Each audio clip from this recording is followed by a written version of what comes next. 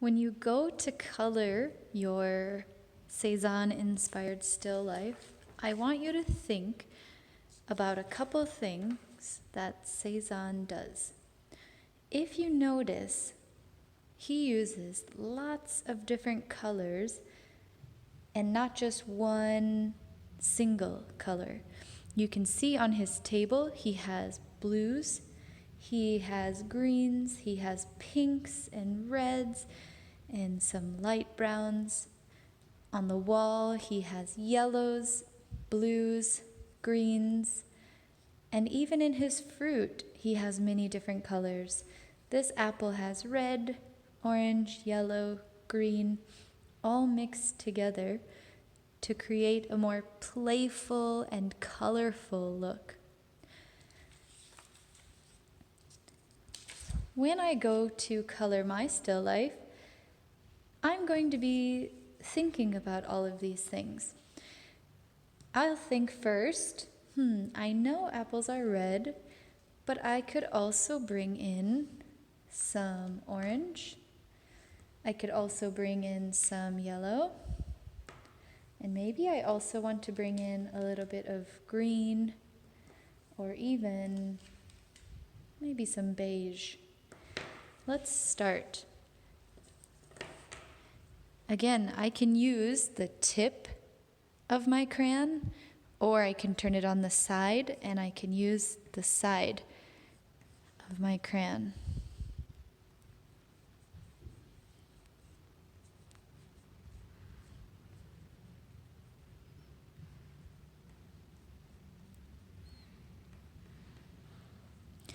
I want the back of my apple to look a little bit darker, so I'm going to add some green to darken it up.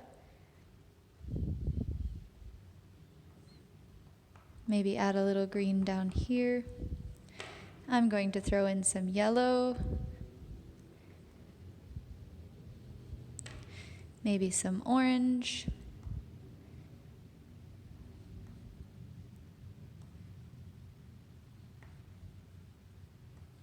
And then maybe I go back over everything with red to blend it in. So over all those colors I just did, I'm now adding some red.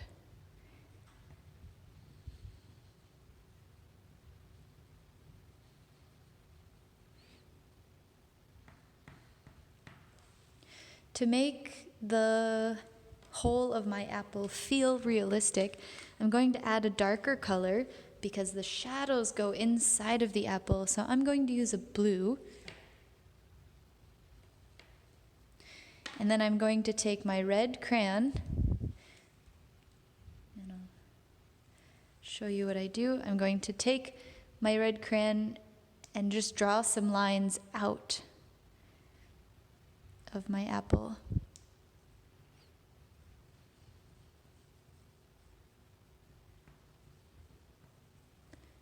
Okay, then draw some lines this way in front.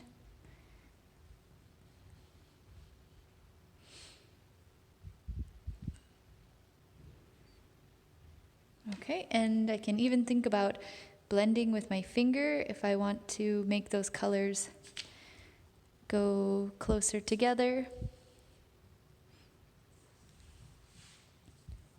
And I'm going to add a little brown stem.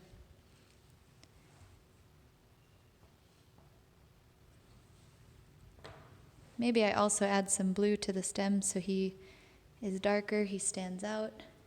Maybe even a touch of green. Okay. I would do the same thing with my orange. I would first start with, I know he's mostly orange, so I'm gonna color him orange.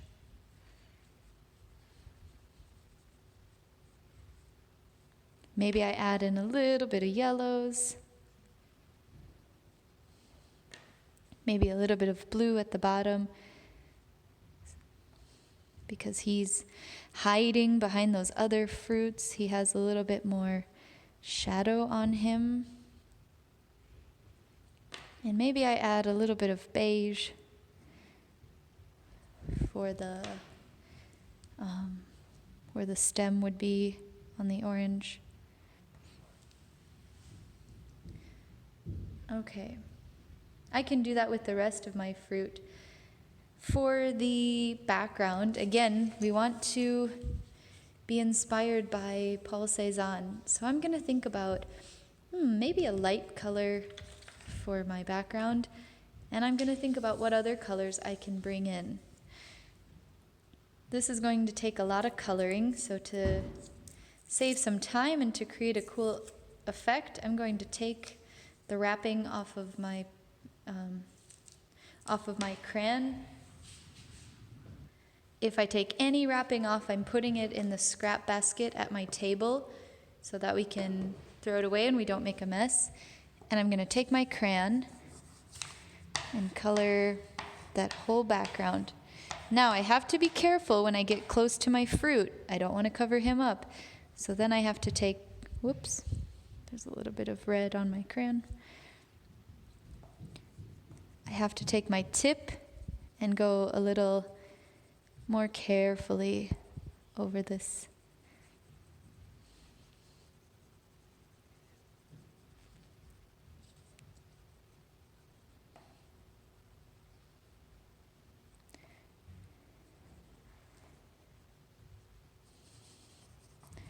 Okay, the whole time I'm thinking, what colors can I throw in here?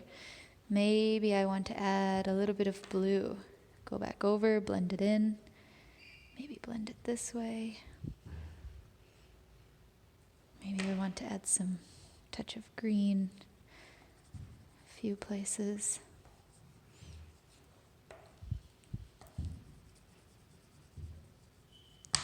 Whoops, that happens. Now it's even easier to use.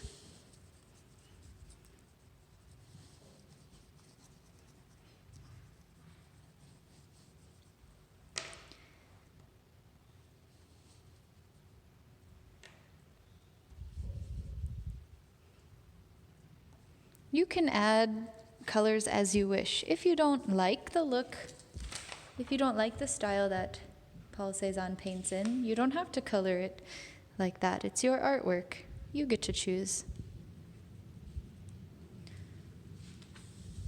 Okay.